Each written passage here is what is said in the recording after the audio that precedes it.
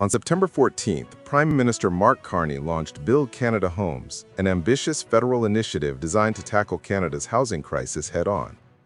Housing affordability has been a cornerstone of Carney's campaign, and Build Canada Homes represents a bold attempt to reshape one of the country's most pressing economic and social challenges. The project aims to double housing construction. While the announcement has been met with optimism from some quarters, it also raises questions about feasibility, execution, and the potential implications for the Canadian housing market. At the heart of Build Canada Homes is a $13 billion initial capitalization from the federal government. This funding will be used to offer financial incentives, approve large-scale portfolio projects, and leverage public lands for housing developments. By de-risking projects for private builders, the federal government hopes to catalyze rapid construction across the country. The initiative will initially focus on 88 federal properties listed on the Canada Public Land Bank, spanning 463 hectares, roughly equivalent to downtown Ottawa, with additional federal lands identified for future development. One of the central selling points of the program is the promise of speed and efficiency.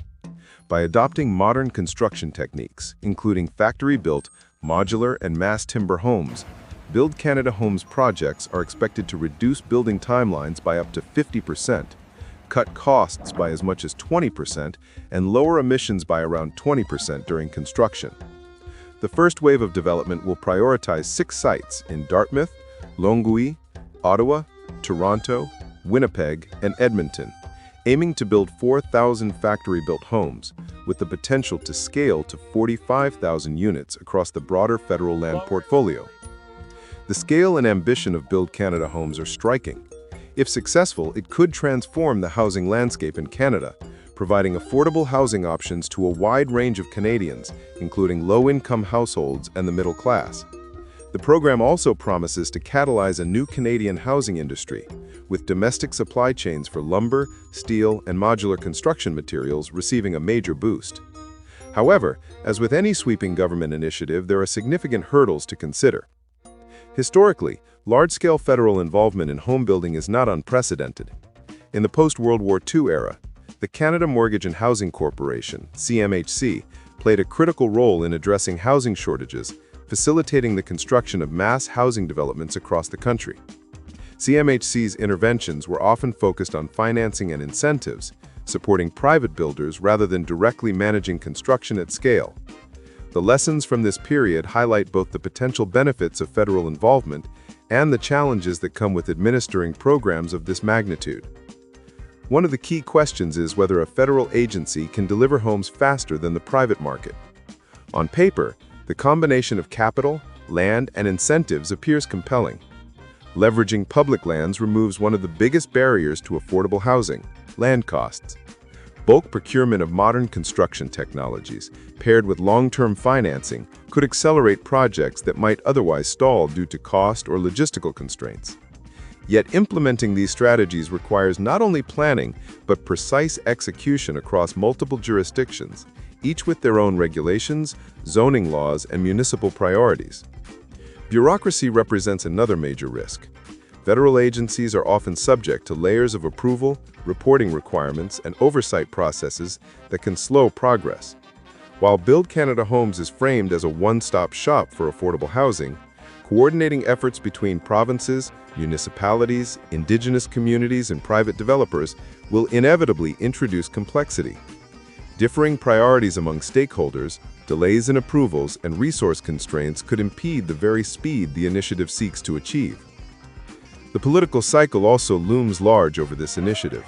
Housing is a highly visible issue for Canadians, and the pressure to deliver tangible results before the next election could incentivize short-term gains over sustainable, long-term planning.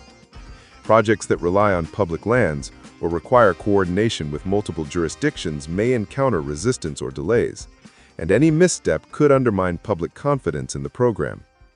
Moreover, the federal government's direct involvement in home building may be criticized as crowding out private builders or distorting market incentives, particularly if projects are not delivered on time or within budget. Beyond the immediate concerns of speed and bureaucracy, Build Canada Homes will need to navigate the practical challenges of modern construction. Factory-built and modular homes have shown promise in accelerating construction timelines and reducing costs. But scaling these methods nationally requires robust manufacturing capacity, skilled labor, and efficient supply chains. While the initiative aims to stimulate a new Canadian housing industry, this transformation will not happen overnight. Supply chain bottlenecks, labor shortages, and the logistics of transporting and assembling modular units on site could all limit the program's effectiveness in the short term. The project's Buy Canadian policy adds another layer of complexity. Prioritizing domestic materials is intended to stimulate local industries and create high-paying jobs, but it may also lead to higher construction costs compared to sourcing materials globally. While this aligns with broader industry policy objectives, it introduces potential trade-offs that could impact affordability and overall project timelines.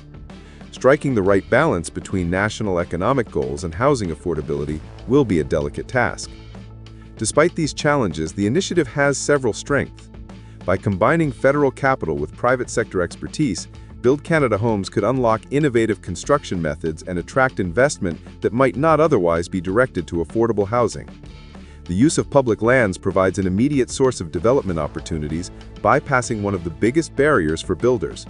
Additionally, by focusing on both new construction and the preservation of existing affordable rental units, the program addresses multiple dimensions of Canada's housing crisis, from homelessness to middle-class affordability. The leadership of Anna Bailao, a former Toronto deputy mayor and experienced housing policy professional, signals a commitment to informed, practical management of the initiative. Her experience with Housing Now, which leveraged city lands for residential development, provides a model for how public lands could be mobilized to accelerate housing construction. However, even experienced leadership cannot eliminate the inherent risks associated with large-scale federal programs, particularly in a sector as fragmented and complex as housing. Ultimately, the success of the project depends on several critical factors: the government's ability to coordinate across jurisdictions, the efficiency and scalability of modern construction methods, the responsiveness of the private sector to incentives, and the management of bureaucratic and political constraints. If these elements align, Build Canada Homes could indeed have a transformative impact on Canada's housing landscape. If they do not, the program risks falling short of its ambitious goals, leaving Canadians to question whether federal intervention is the right path to solving the housing crisis. For Canadians, the stakes are high. Affordable housing is not only an economic issue but a social one, affecting quality of life, community stability, and generational equity. Build Canada Homes could deliver meaningful change if executed well, but success is far from guaranteed. Only time will tell whether Ottawa can truly become Canada's biggest home builder, and whether this ambitious initiative will meet the pressing needs of the country's citizens, or become another tale of inefficient use of taxpayer dollars. I hope you enjoyed this video. If you'd like to see more videos like this one, subscribe to this channel, Hum of the Earth Canada, for more relevant videos about Canada and its future. Also, this is a new channel, so subscribing helps a lot. You can also share your feedback and thoughts in the comments section. And if you're interested in cool places around the world, you can check out my other channel, Hum of the Earth. All right, that's gonna do it. Hope you enjoyed. Until next time, have a great one.